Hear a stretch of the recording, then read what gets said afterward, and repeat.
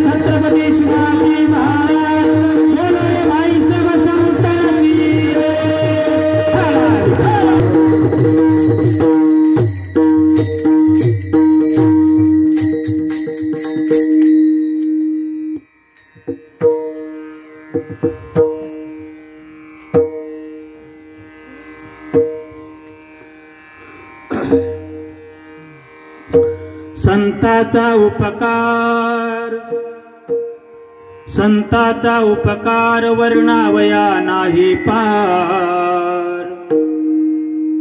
आपणा सारखे करीती याती कुळ नाही चित्ती. कमी ठेवा सिद्ध महाराज. दया अंतरात वसे दुजा भाव तेथे नसे. आपणा सारखे करीती याती कुळ नाही चित्ती. उदारपणे उदारपणे उदार एका जनार्दनी निर्धार. आपणा सारखे करीती याती कुळ नाही चित्ती. समचरण सरोजम सांद्रणीलांबुदाभम जगननिहित पाणी मंडनम मंडनानाम. तरुण तुलसीमाला कंधरम कंजनेत्रम सदैवलहासं विठ्ठलं चिंतयामि. पांडुरंगा करू प्रथम नमन, दुसरे चरण संताचिया. त्यांच्या कृपादानी कथेचा विस्तारू बाबाजी सद्गुरु दास तुगा. ओम नमो ज्ञानेश्वरा. करुणा करा दयाळा तुमचा अनुग्रह लादलो. पावन झालो चराचरी. नमो सद्गुरु तुकया ज्ञान दीपा. नमो सद्गुरु सच्चिदानंद रूपा. नमो सद्गुरु भक्त कल्याण मूर्ती. नमो सद्गुरु भास्करा पूर्ण कीर्ती. श्री गुरु चरण सरोज रज निज मन मुकर सुधारी. वरण हुर गुबर बिमल जसो जो दायक फलचारी.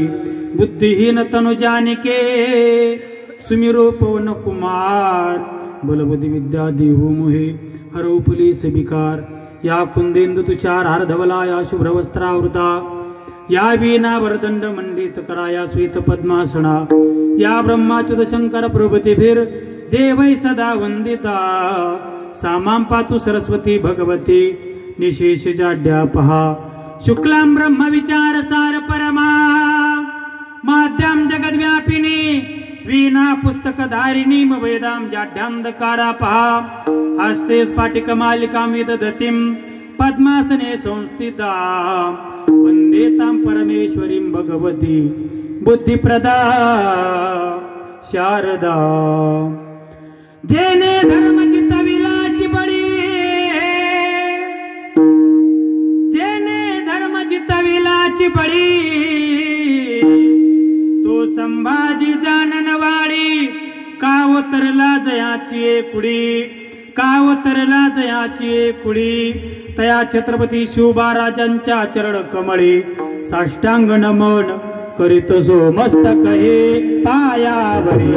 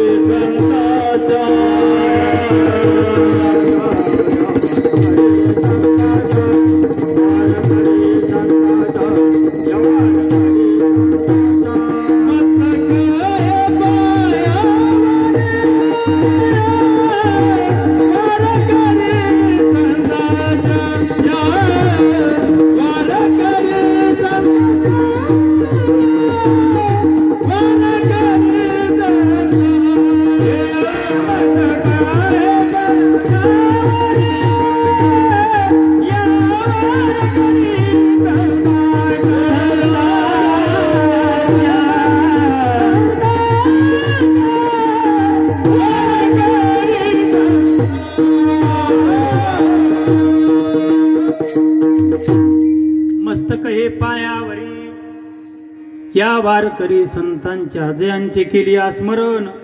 होय सकळ विद्यांचे धिकरण तेची वंदो श्रीचरण श्री गुरूंचे ते नमस्कारो नियाता.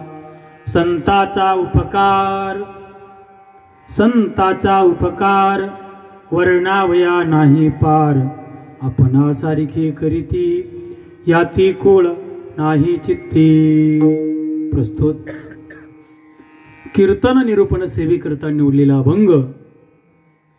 अखिल कोट ब्रह्मांड नायक भगवान. थोडा इकडं दे नकळत. पंढरीश परमात्म्याचे लाडके लेलवाळ भक्त. उभ्या भारतवर्षामध्ये ज्या क्षेत्राची महती दक्षिण काशी म्हणून प्रसिद्ध आहे.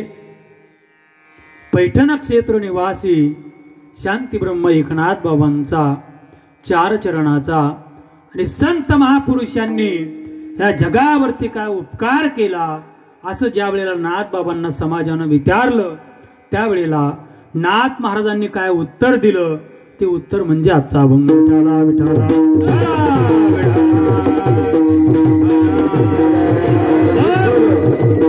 अभंगाच्या 4ही चरणाचा थोडक्यामध्ये भाव असा आहे. विचारला नाथ बाबांना, काय हो नाथ बाबा, संत महापुरुषांनी जगावरती उपकार केला म्हणता, सांगा आम्हाला काय उपकार समाजावरती संतांनी केला.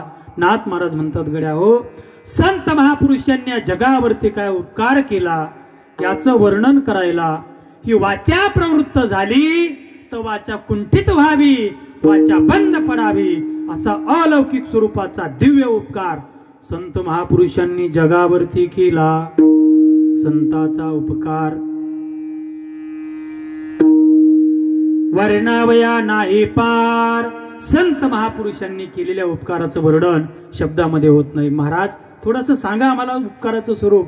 महाराज म्हणतात, भगवान परमात्म्याची भक्ती जीवनामध्ये करून, त्याची नाम साधना जीवनामध्ये करून जो अधिकार, जी योग्यता संतांना मिळाली ते सर्व काही दुसऱ्याला प्रदान करण्याचं काम संत महापुरुषांनी आपल्या जीवनामध्ये केलं.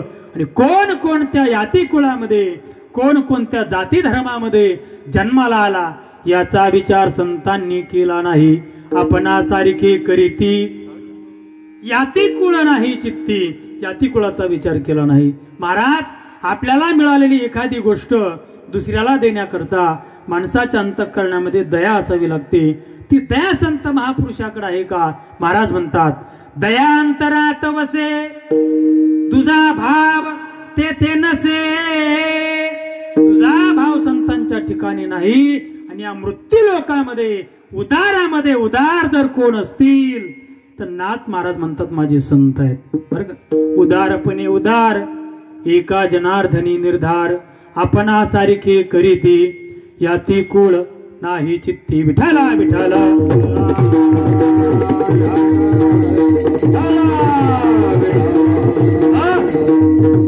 अत्यंत गोड भाव देणारा हा नाथ बाबांचा 4 चरणाचा अभंग.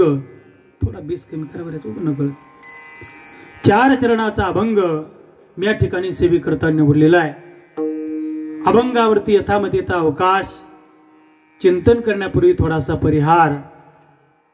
मौजे श्री क्षेत्र येळी, तालुका पाथर्डी, जिल्हा परभणी,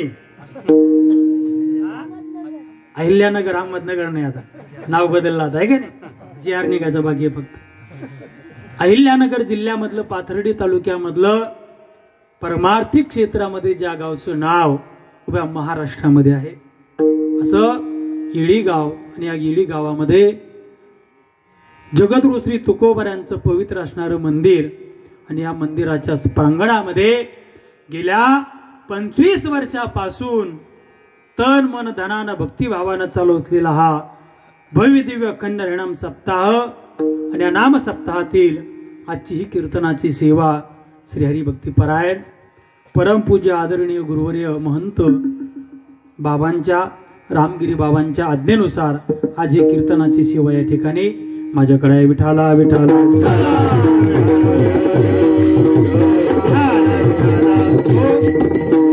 बाबांच्या आज्ञेनुसार आमचे श्री हरिभक्तीपरायण मृदंग विशारद मृदंगालंकार धनंजय बाबा गर्जे यांनी फोन केला. म्हटले, महाराज एक कीर्तनाची सेवा तुकाराम महाराजांच्या बीजेच्या निमित्तानं येळी गावामध्ये करायची.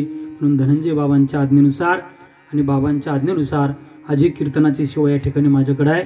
या कीर्तनाकरता साथ देण्याकरता एक एकाहुनी बळी रे अशी सर्व टाळकरी महाराज मंडळी आहेत. पहिली चाल ज्यांनी गायली हरिभक्तीपरायण बाळू महाराज, आणि दुसरे सुद्धा बाळू महाराज. इकडले महाराजांचं काय नाव आहे? देवडे महाराज. मोहचे आहेत काय? असे घेतात म्हटलं. कांताबापू पाहिले मी एक बार. आवळे जावळे बाबा, आवळे जावळे झाले, काळू बाळू नाव पाहिजे होते. दोघांचं बाळू चालत. म्हणून बाबांचं प्रेम आहे. सर्व टाळकरी मंडळी या ठिकाणी आमचे देवडे महाराज करून सर्व टाळकरी मंडळात चोपदार महाराज, विनेकरी महाराज, तुळशीवाल्या ताई, गोड अशी साऊंड सिस्टीम आहे, नाथ कृपा मंडप डेकोरेशन, सर्व गावातील बाबांच्या आश्रमातील छोटी छोटी बाल गोपाल टाळकरी महाराज मंडळी, सर्वांना धन्यवाद. आणि योगायोगानं आज बाबा सुद्धा या ठिकाणी कीर्तनाला उपस्थित आहेत. बाबा कीर्तनाला म्हणलं जशी चाकोरीत चालावं लागत आहे की बाबा नसले तर मग जमतं मागं पुढं कसं बी. बाबाने मला आज्ञा दिली, काय टेन्शन करू नका. श्री हरिभक्तीपरायण परमपूज्य गुरुवर्य महंत बाबांचं खूप वेळा फक्त असं समोरासमोर भेट म्हणजे पैठणला असेल, आळंदीला असेल, पंढरपूरला असेल, बाबांच्या फार मोठमोठ्या दिंड्या असतात. आणि बाबांचं आपल्या या पाथर्डी तालुक्यात नाही, अहमदनगर जिल्ह्यामध्ये फार मोठं वारकरी संप्रदायाचं हिमालयाच्या तोडीचं काम बाबांचं आहे.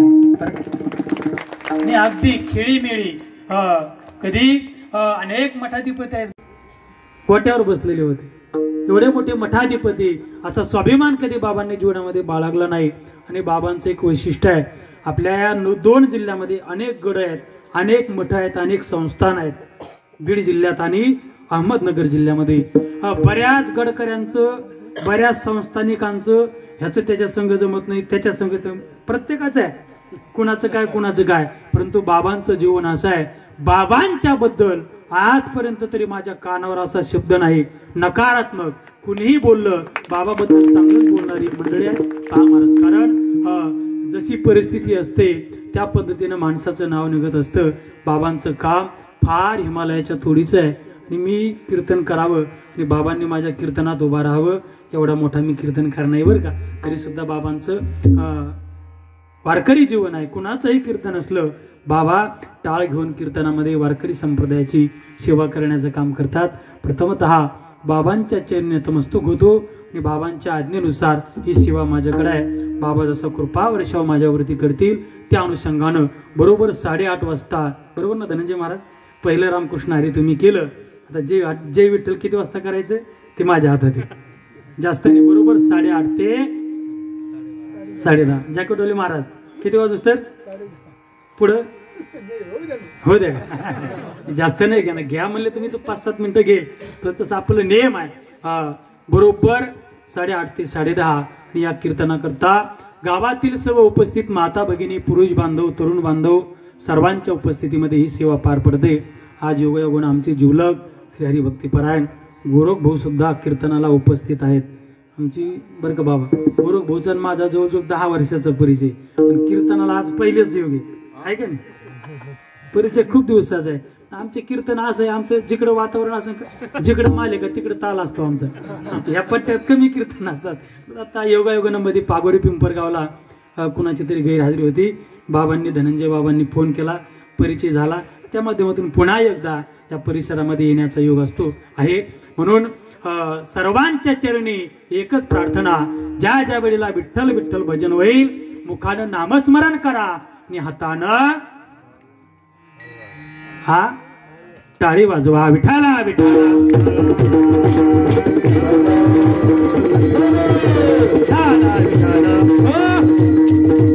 अभंग जो आपण सेवेकरता घेतलेला आहे तो अभंग आहे शांती ब्रह्म एकनाथ महाराजांचा.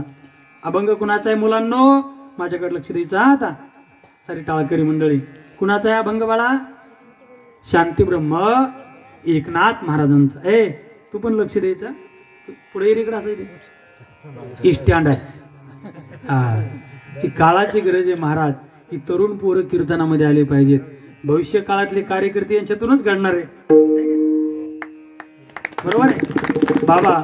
मला जर कोणी विचारलं काय वो विष्णू महाराज कीर्तन कोणी ऐकलं पाहिजे, उत्तर देऊन जाईल बुवा काळाची गरज आहे, कीर्तन हे तरुणानं ऐकलं पाहिजे. तरणा भाग्यवंत नटे हरी कीर्तनात. तरुणानं कीर्तन काय ऐकावं सांगू तुम्हाला. अरे माझा हिंदू धर्म म्हणजे काय आहे, माझ्या हिंदू धर्माचे आचार विचार धर्म आणि संस्कृती शिकवली जाते फक्त या व्यासपीठावरती, बरोबर. या व्यासपीठावरती इतर ठिकाणी धर्म संस्कृती शिकवली जात नाही. म्हणून काळाची गरज आहे, तरुणानं कीर्तनामध्ये आलं पाहिजे गड्या. अरे या देशातला हिंदू धर्म जागा ठेवण्याकरता, या देशातला हिंदू धर्म जागा ठेवण्याकरता, या भारत मातेला इंग्रजांच्या गुलामगिरीतून मुक्त करण्याकरता किती महापुरुषांनी आपल्या प्राणाची आहुती दिली हे आजच्या तरुणांना ऐकणं फार गरजेचं आहे. अरे माझी भारत माता इंग्रजांच्या गुलामगिरीमध्ये असू नये. माझा देश, माझी मातृभूमी इंग्रजांच्या गुलामगिरीतून मुक्त होत असेल तर मी हसत फासावरती जायला तयार आहे. वयाच्या 23व्या वर्षी या भारत मातेच्या रक्षणाकरता फासावरती गेलेल्या भगतसिंहाचं जीवन आजच्या तरुणानं कधीतरी ऐकलं पाहिजे बुवा. अरे घोडा माझा, हत्ती माझा, किल्ला माझा, मावळा माझा, इथून पुढे जीवन जगायचंय ना दादा या महाराष्ट्राच्या मातीकरता आणि मरायचंय फक्त आणि फक्त या महाराष्ट्राच्या मातीकरता. वयाच्या 16व्या वर्षी पुणे जिल्ह्यामध्ये भोर तालुका आहे. भोर तालुक्यामध्ये टिटेघर नावाचं गाव आहे आणि त्या टिटेघर गावामध्ये भगवान श्री रायरेश्वराचा दरबार आहे.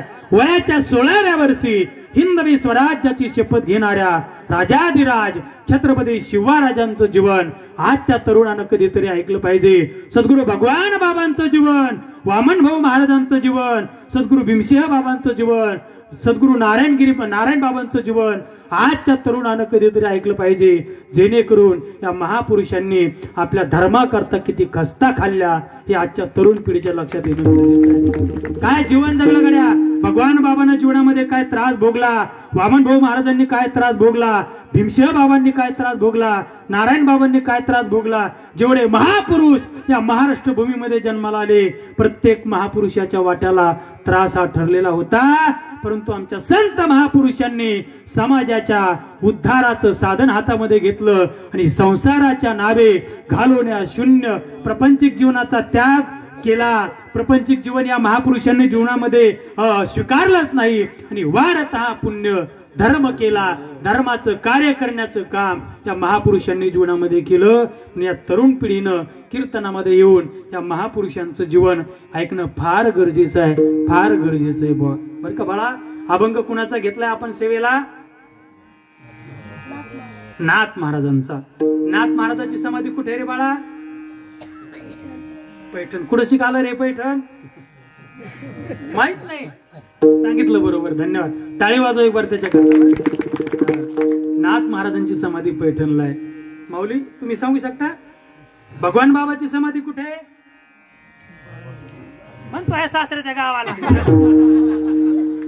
भगवान बाबाची समाधी भगवान गडावर, बरं का, तुरे खांब्या बसला.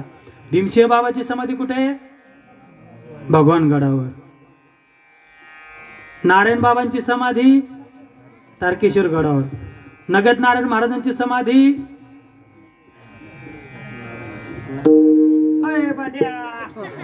नारायण गडावरती आहे का नाही? हा, हे तरुण पोरांना गरजेचं आहे महाराज, बरं का. म्हणून सर्व तरुणांना धन्यवाद व्यक्त करतो आणि आपल्या अभंगाचं चिंतन करण्याचा आपण प्रयत्न करू. अभंग शांती ब्रह्म एकनाथ महाराजांचा आहे. अत्यंत सोपा अभंग आहे. संत महापुरुषांनी जगावरती काय उपकार केला याचं चिंतन बाबा आपल्याला देत आहेत. पहा महाराज, 4 पुरुषार्थ मिळवण्याकरता भगवान परमात्म्यानं अमूल्य किमतीचं शरीर तुम्हा आम्हाला मृत्यू लोकामध्ये दिलं. किती पुरुषार्थ? 4. धर्म, अर्थ, काम आणि मोक्ष. हे 4 पुरुषार्थ मिळवण्याकरता शरीर आपल्याला प्राप्त झालं. मग या नरदेहामध्ये आल्याच्या नंतर या 4 पैकी एखादा तरी पुरुषार्थ जीवनामध्ये माणसानं मिळवला पाहिजे. बरोबर आहे ना? 4 पुरुषार्थ आहेत. धर्म, अर्थ, काम आणि मोक्ष. या 4 पैकी एखादा तरी पुरुषार्थ जीवनामध्ये माणसानं मिळवला पाहिजे. आणि या नरदेहात येऊन एकही पुरुषार्थ न मिळवता माणूस जर गेला, शास्त्रकार वर्णन करतात तस्य जन्म निरर्थकाः, त्या माणसाचं जीवन हे व्यर्थ आहे. म्हणून या नरदेहामध्ये आल्यानंतर एखादा तरी पुरुषार्थ जीवनामध्ये आपण मिळवला पाहिजे. मिळवला का तुमच्या येळे गावात कोणी पुरुषार्थ? बाबांचं जीवन सोडलं तर आपण पुरुषार्थ मिळवायला कोण निघालं महाराज? वाढावे संतान, गृही व्हावे धनधान्य. प्रपंच वाढवण्याकरता प्रत्येकाचा खटाटोप आहे. पुरुषार्थ मिळवण्याकरता कोणीही प्रयत्न करत नाही. आमचे वैकुंठवासी प्रातस्मरणीय सद्गुरू पांडुरंग महाराज वैद्य बाबा हे 4 पुरुषार्थ सांगत असताना सोप्या भाषेत सांगायचे. बाबा म्हणायचे, बुवा बरं का, 1 नंबर जग जिंकलं पाहिजे. 2 नंबर इंद्रिय जिंकले पाहिजेत, 3 नंबर काळ जिंकला पाहिजे आणि 4 नंबर देव जिंकला पाहिजे. 1 नंबर जग, 2 नंबर इंद्रिय, लक्षात राहील ना. 1 नंबर जग, तुझं लक्षात ठेवायचं. 1 नंबर जग, 2 नंबर इंद्रिय, 2 नंबर इंद्रिय, 3 नंबर काळ आणि 4 नंबर देव. राहिले ना लक्षात आपापलं. 2 नंबर काय जिंकायचं? हा इंद्रिय. 1 नंबर बघ्या,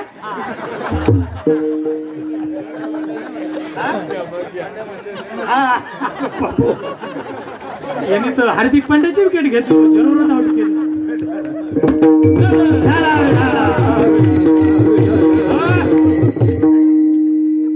नक्की इंदुरीकर होते का नाही भविष्य काळात. 2 नंबर इंद्रिय जिंका, 1 नंबर जग, 2 नंबर इंद्रिय, 3 नंबर काळ आणि 4 नंबर देव. हे 4 पुरुषार्थ अगदी थोडक्यात पाहिजे आणि अभंगाच्या अगदी 15 मिनिटात पहिल्या चरणात प्रवेश करायचा आहे. पूर्ण अभंगाचा भाव पाहण्याचा आपण प्रयत्न करू. पहा महाराज, 1 नंबर जग जिंकलं पाहिजे. कशाला म्हणतात रे जग? बोला. पाथर्डी तालुका म्हणजे जग. भारत म्हणजे सुद्धा जग नाही, महाराष्ट्र म्हणजे सुद्धा जग नाही.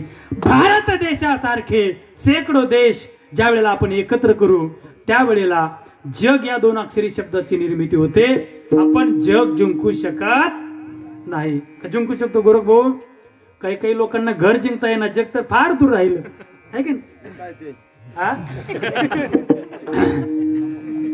बरं का, काही लोकांना घर जिंकता येत नाही, जग तर फार दूर राहिलं महाराज.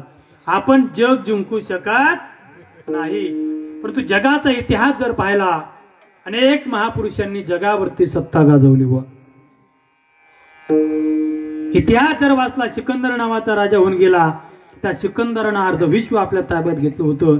माझ्या विश्व माऊली ज्ञानोबांना उपाधी दिली जाते, विश्वाची माऊली ऐशी तुझी ख्याती. जग जिंकलं माझ्या ज्ञानोबरायानं, जग जिंकलं माझ्या तुकोबरायानं, जग जिंकलं माझ्या सद्गुरु भगवान बाबांनी. बरं माऊली, तुमचे वडील आहेत का? वारले आहे की नाही? आजोबा वारले. वडिलांचा फोटो आहे घरी? आजोबाचा, भगवान बाबाचा, वामन भाऊचा आहे. कुणाचा का संतांचा फोटो आहे. ज्या पंजोबानं तुमच्या वडिलांना जमीन दिली, तुमच्या आजोबाला दिली, ज्या आजोबानं तुमच्या वडिलाला दिली, ज्या वडिलांना तुम्हाला जमीन दिली, त्या पंजोबाचा फोटो तुमचा नाही, माझं इथेच आहे, तुमचं इथेच आहे. तुमच्या आमच्या घरात फोटो नाहीत. वामन भाऊ महाराजांचा फोटो घरात आहे तुमच्या घरात. मी निगमानंद बाबांचा फोटो पाहिला. का? त्या संत महापुरुषांनी काय दिलं तुम्हा आम्हाला? हा, या संत महापुरुषांनी तुमच्या आमच्या सारखा 4 भिंतीच्या आतला संकोचित वृत्तीचा प्रपंच जीवनामध्ये केला नाही गड्या. जगाचं कल्याण व्हावं याच्याकरता जीवन समर्पित केलं. त्याचा परिणाम राहिल्या त्या कीर्ती जगा माझी. गेले दिगंबर ईश्वर विभो, गेले दिगंबर गेले दिगंबर ईश्वर विभो,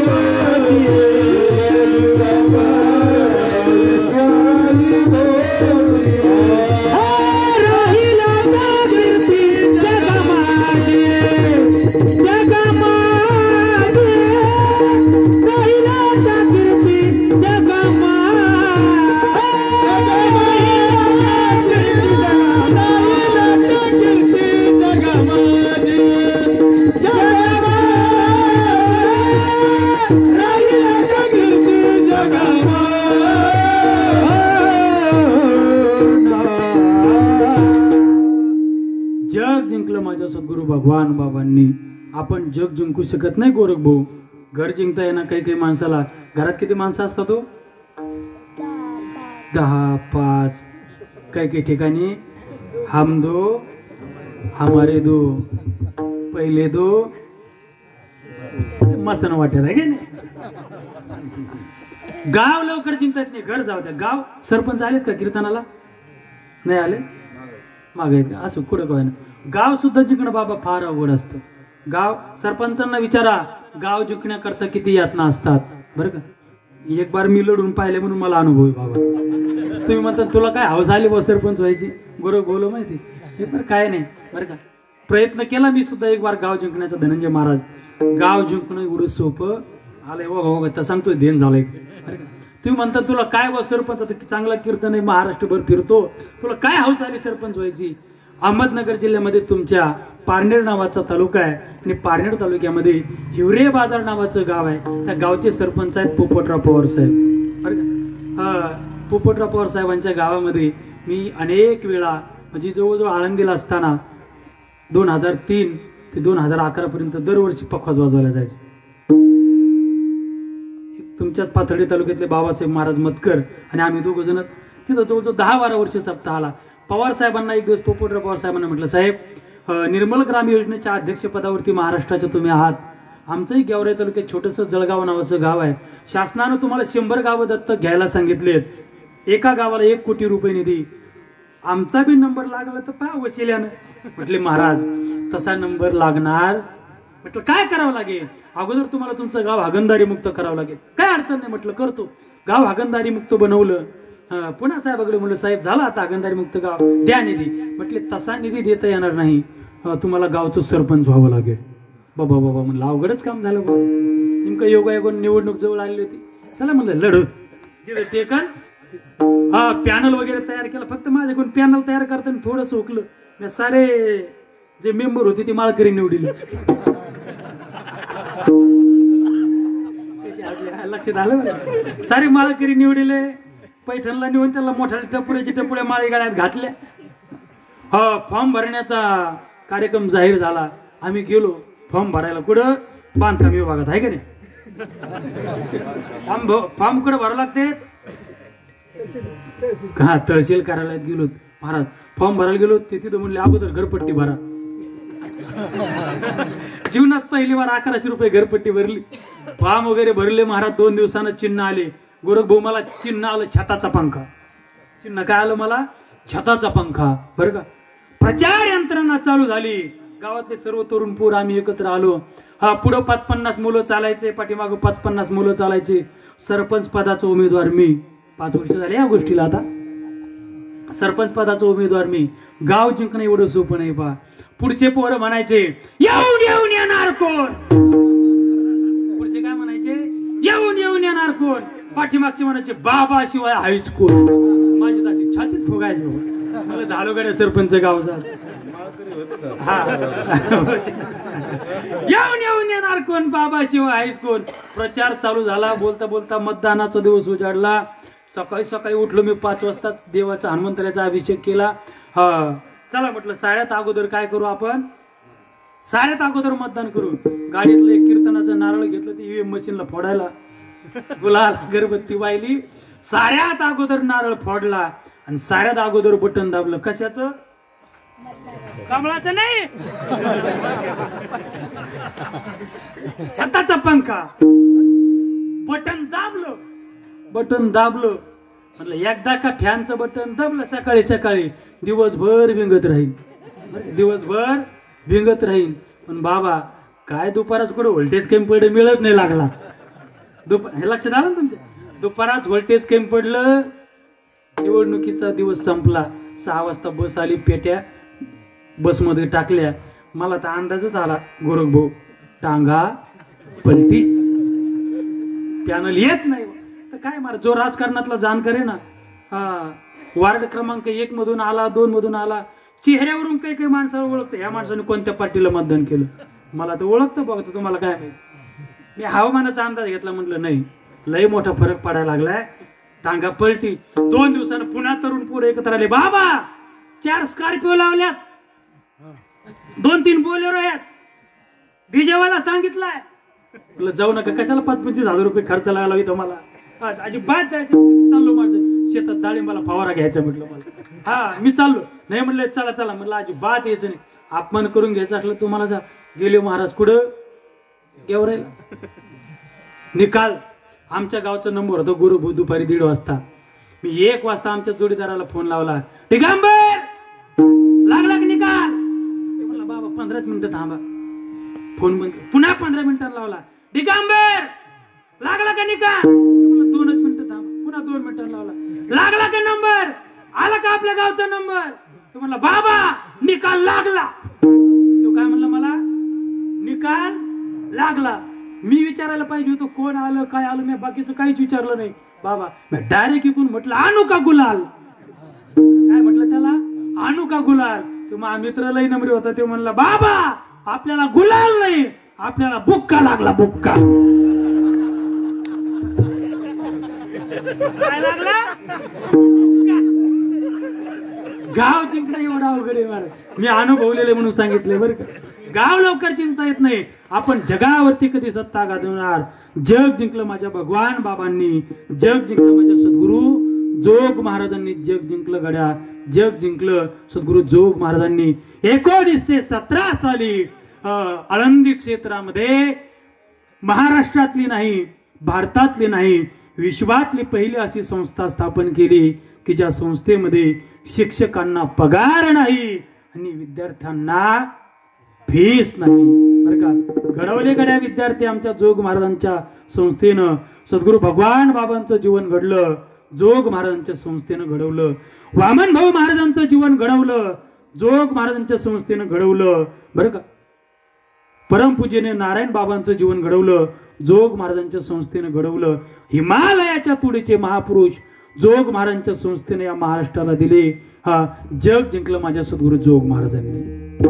पहा महाराज, अनेकांनी जग जिंकलं, आपण जग जिंकू शकत नाहीत. पहिला पुरुषार्थ आपल्या हातून गेला. 2 नंबर इंद्रिय जिंका. इंद्रिय तरी आपल्या ताब्यात आहेत का? आहेत का इंद्रिय आपल्या ताब्यात? संत महापुरुषांनी इंद्रियावरती सत्ता गाजवली. इंद्रियाचे धनी आम्ही झालो गोसावी, इंद्रियाचे धनी आम्ही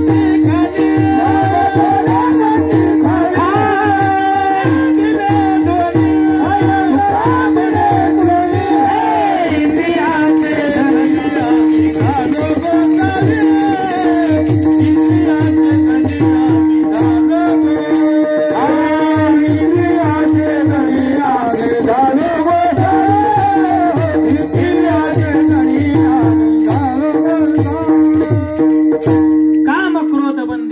तुका म्हणे दिले दोन्ही, इंद्रियाचे धनी आम्ही झालो गोसावी. आपण इंद्रिय जिंकू शकत? इंद्रिय जिंकले माझ्या तुकोबरानं, इंद्रिय जिंकले. अनेक महापुरुषांनी इंद्रियावरती सत्ता मिळवली. आपण इंद्रिय जिंकू शकत नाही. एखाद्या गावात एखादा दारू पिणारा व्यक्ती असतो, दारू पिणारा, बरं का, आजचा तो मुख्य दिवस आहे यांचा. एखाद्या गावात एखादा दारू पिणारा व्यक्ती असतो. एखाद्या महाराजाने त्याला म्हणावं, ए राजा दारू पिऊ नकोस रे, दारू पिणं फार वाईट आहे. तू दारू पित नाहीस, दारू तुझा पैसा पिते, दारू तुझी प्रतिष्ठा पिते, दारू तुझं शरीर पिते, दारू तुझ्या मुलाबाळांना पिते, दारू तुझा प्रपंच पिते. पिऊ नकोस, पिऊ नकोस. कोण सांगतं? संत सांगतात, महाराज सांगतात. ते दिवसभर म्हणतं आजपासून, दिवसभर म्हणतं आजपासून नाही प्यायची, नाही प्यायची. जोडीदार असे पक्के असते, घे तुला कोण पाहते, आजपासून नाही प्यायची, आजपासून नाही प्यायची म्हणतो. परंतु दिवस मावळ तिकडे झुकला रे झुकला. शरीरातल्या आताड्याला अल्कोहोलची सवय लागलेली असते. त्याचे पाय त्याला कुठं ओढतात? दारूच्या दुकानाकडे का तुकाराम महाराजाच्या मंदिराकडे ओढतात. पाऊली चालती निलकिंडरा इकडे जा, पाय कुठं ओढतात? दारूच्या दुकानाकडे. दारू पिऊ नये गड्या. मी नाही बोलत, माझ्या तुकडोजी महाराजांचं एक मराठी मधलं पद आहे पा. तुकडोजी महाराज म्हणतात, अरे माझ्या तरण्या नको जाऊ मरण्या, अरे माझ्या तरण्या नको जाऊ मरण्या, का जीवाला लावतोस गोरण्या, ते व्यसन सोडून हे किती करू मी मन धरण्या, दे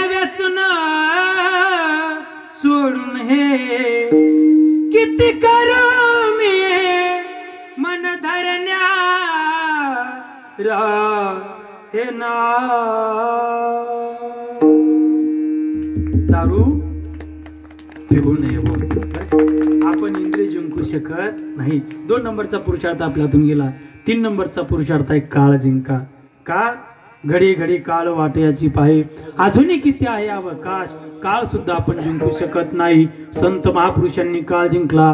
जगा काळ खाय आम्ही माथा दिला पाय. तुकोबराने काळ जिंकला. तुम्ही आम्ही जसं 14 जणांच्या खांद्यावरती जातो तसं 14 जणांच्या खात्यावरती तुकोबरा गेले नाही. जगाचा मालक तुकोबरांना घेण्याकरता आला. वाढ वेळ झाला झाला उभा पांडुरंग वैकुंठा श्रीरंग हो वैकुंठा श्रीरंग बोलवीत वाढ वेळ झाला झाला उभा पांडुरंग. प्रयाण काळे देवे विमान पाठविले. कळीच्या काळा माझी अद्भुत वर्तले. मानव देह घेऊन निजधामा गेले. निळा म्हणे सकळ संता तोषविले. जय जयाजी स्वामी सद्गुरु तुकया दातारा. तुकोबरायनं काळ जिंकला. काळ सार्थक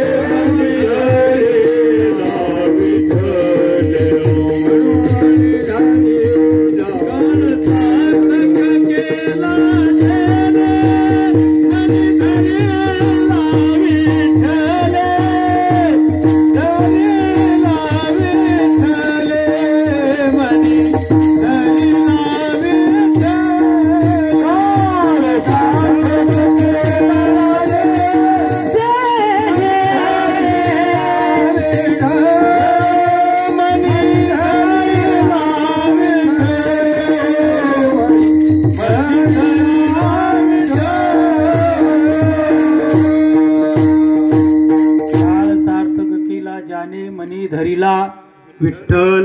काळ जिंकला तुकोबरायांना. आधी करून संत महापुरुषांना काळ आपण जिंकू शकत नाही. उलट काळ आपली मिनिटा मिनिटाला वाट पाहतो. काळ जवळी आला रे काळ जवळी आला रे. काळ आपल्या जवळ जवळ येतोय. बरोबर आहे बरोबर भाऊ. किती गेले आता 45 का गेले किती 42 गेले. थोडा फरक पडत 3 वर्षाचा आहे की बाबा. किती गेले तुमचे 73. अरे बाप रे. पवनाचं वाटत नाही 73 वय असेल. 73 गेले. आता किती राहिले नेमानं किती राहिले 25. कॉन्फिडन्स होते जगू शकतात आहे का. आजार नसेल शुगर बिगर काही बाकी काही अशी पहा मार. हा क्या बात आहे. रामदेव बाबा म्हणले 125 होते बघा आता. पहा महाराज बरं का. काळ आपली वाट पाहतोय मिनिटा मिनिटाला. काळ जवळी आला रे काळ जवळी आला रे काळ जवळी आला रे परीक्षा जवळी आल्या रे. भवनदी उतार रे उतार रे भवनदी उतार रे. काळ आपण जिंकू शकत नाही. काळ जिंकला नाथ बाबानं. काळ जिंकला तुकोबारानं ज्ञानोबारानं. अधिक करून संत महापुरुषांना. पहिले 3 पुरुषार्थ आपल्या हातून गेले. जग ज्याच्या ताब्यात आहे इंद्रिय ज्याच्या ताब्यात आहे आणि काळ ज्याच्या ताब्यात आहे त्याला म्हणतात भगवान. तो भगवान मात्र आपण जिंकू शकतो. देव जिंकायचा असेल फक्त भाव पाहिजे. देवा कारणे भाव तस्मात द्यावे न लगे फारसे वित्त. थोर प्रेमाचा भुकेला हाची दुष्काळ तयाला. ऐका महिमा आवडीची हो ऐका महिमा आवडीची पोरे खाया पिल्लांनीची थोर प्रेमाचा भुकेला हाच दुष्काळ त्याला देव जिंकता येतो. ज्या नाथांचा अभंग आपण सेवेकरता घेतला त्या नाथ बाबानं देव नुसता जिंकला नाही तर देव राबवला. 36 वर्षे नाथांच्या दरबारात परमात्म्यानं जगाच्या मालकानं काम केलं.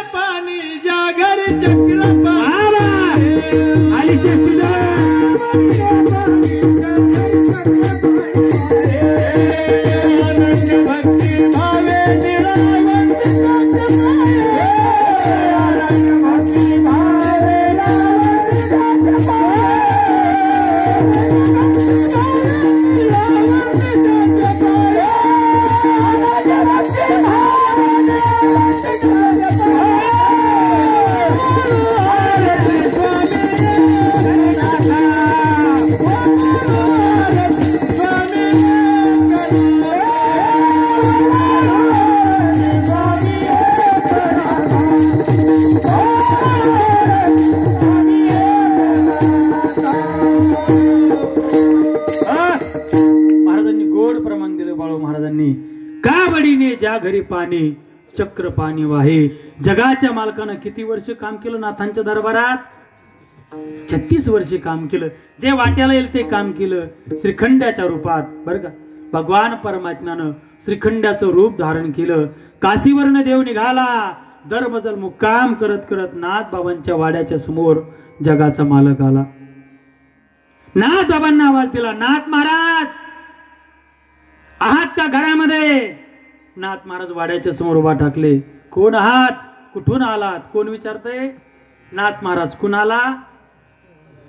देवाला. श्रीखंड्याच्या रूपातला देव आहे. नाथ बाबाला श्रीखंड्या बोलतोय, बाबा फार दुरून आलोय बघा, काशीवरून आलोय, काहीतरी काम तुमच्या वाड्यामध्ये मला करायचंय, काम द्या. नाथ महाराज म्हटले, बाळा पहिलेच नोकर चाकर भरपूर आहेत, तुला कुठून काम देऊ? नाही बाबा काम नाही मिळणार. नाही हो बाबा असं नका म्हणून, नाराज नका करू, काहीतरी काम द्या. नाथ महाराज म्हणतात, पगार काय घेशील? नाथ महाराज काय म्हणतात? पगार काय घेशील? श्रीखंड्या बोलतोय, बाबा पगार नाही बघा घेणार, फक्त 2 टाइम जेवायला द्या, बाकी काही नको. असं आहे का? बिन पगारी अजिबात पगार नाही घेणार. वाड्यामध्ये नाथांनी श्रीखंड्याला घेतलं. चैतन्य वाड्यामध्ये निर्माण झालं. का? चैतन्याचा धनी वाड्यामध्ये प्रगट झाला होता. श्रीखंड्याला काम दिलं महाराज. बरं का, वेगवेगळी कामं श्रीखंड्याच्या रूपात परमात्म्यानं केले. पाणी भरलं, झाड लोट केली, देवाची पूजा केली, सर्व कामं केली. कपडे धुतले नाथ बाबांचे देवानं. नाथ महाराजांचे कपडे घेऊन श्रीखंड्या गोदावरीच्या तीरावरती जायचा, कपडे धुवायचा. बाकीचे महिला मंडळ म्हणायचं, बाई काय गडी भेटला नाथ महाराजाला, कपडे सुद्धा धुतो, असा गडी पाहिजे. परमात्म्यानं सर्व कामं केली. एक दिवशीचा प्रसंग. नाथ महाराज म्हणतात, श्रीखंड्या खूप काम केली गड्या तू, आता 36 वर्ष झाले वाड्यात आहे, इथून पुढे तू पाणी भरायचं, कपडे धुवायचं काम करायचं नाही, तू एकच काम करायचं, मी देव पूजा करायला बसलो रे बसलो, तू चंदन उघडून द्यायचं. श्रीखंड्या चंदन उघडवणी करी, तू चंदन उघडून द्यायचं. काय नाही म्हटले अडचण नाथ बाबा. ओके. नाथ महाराज पूजा करायला बसायची. कुणाची? बोला बोला. देवाची. बरं का, कशाला देव जिंकणं म्हणतात पहा. नाथ महाराज पूजा करायला बसायचे देवाची. आणि चंदन उघडून द्यायला कोण बसायचं? देवच बसायचा. बरं का, देवालाही चॅप्टर महाराज. चंदन गपचूप उघडून द्यायचं ना देवानं श्रीखंड्याच्या रूपातल्या. देव नाथ महाराजांना म्हणायचं, ओ नाथ महाराज माझ्या हातचं चंदन तुमच्या देवाला चालेल का? लावायचंय कुणाच्या कपाळाला? जे उघडून द्यायला बसले त्याच्यात. चालेल का? नाथ महाराज म्हणतात, श्रीखंड्या माझा देव इतका दयाळू आहे, तुझ्या हातचं चंदन माझ्या देवाला चालेल. अरे ज्याची पूजा चालू होती ना गड्या, ज्याची पूजा चालू होती तो चंदन उघडून द्यायला बसत होता, याला म्हणतात देव जिंकणं. हे सुद्धा विशेष नाही. दुपारच्या वेळेमध्ये नाथ बाबा भावार्थ रामायण सांगायचे. भावार्थ रामायण अजूनही आपल्या ग्रामीण भागामध्ये अनेक ठिकाणी भावार्थ रामायणाचे कार्यक्रम होतात. भावार्थ रामायण सांगायचे नाथ बाबा. श्रीखंड एका कोपऱ्यात घोंगडी टाकून बसायचा. नाथ बाबाने श्रीखंड्याकडे पाहावं आणि विचारावं, काय रे श्रीखंड्या, या विश्वामध्ये देव किती आहेत? श्रीखंड्यानं उत्तर द्यावं, बाबा एकोहम बहुश्याम, या विश्वामध्ये देव फक्त एक आहे. काय रे श्रीखंड्या, या कीर्तनामध्ये कथेमध्ये सुद्धा आहे का? हो काय बाबा, या घोंगडीवरती सुद्धा देव, या घोंगडीवरती सुद्धा देव बसलेला आहे. ज्याची कथा चालू होती तो कथेमध्ये येऊन कथा ऐकत होता, याला म्हणतात देव जिंकणं. हे सुद्धा विशेष नाही. कथा संपली रे संपली, श्रीखंडानं प्रसादाचं टोपलं हातात घ्यावं, महाद्वारामध्ये जावं आणि प्रत्येकाच्या हातावरती प्रसाद द्यावा. घ्या देवाचा प्रसाद, घ्या देवाचा प्रसाद, घ्या देवाचा प्रसाद. प्रसादही देवाचा होता आणि प्रसाद देणारा सुद्धा भानुदास किती गात, प्रसाद देतो पंढरीनाथ. याला म्हणतात देव जिंकणं. नाथ महाराजांनी जीवनामध्ये देव मिळवला. संतांचं जीवन असं असतं बघा, देव जीवनामध्ये देवाची भेट झाली, आता जीवनामध्ये काही मिळवायचं शिल्लक राहत नाही, तरी सुद्धा संत महात्मे जीवन जगतात. तुकोबाराय जीवन जगले, ज्ञानोबाराय नाथ बाबा. तुका म्हणे आता उरलो उपकारापुरता, उपकार करण्याकरता संत महात्मे उरलेलं जीवन जगत असतात. नाथांना विचारलं, नाथ बाबा सांगा, मग संतांनी काय उपकार समाजावरती केला? नाथ महाराज म्हणतात, त्याचं वर्णन शब्दात होत नाही. अभंगाचं पहिलं चरण, संतांचा उपकार, संतांचा उपकार,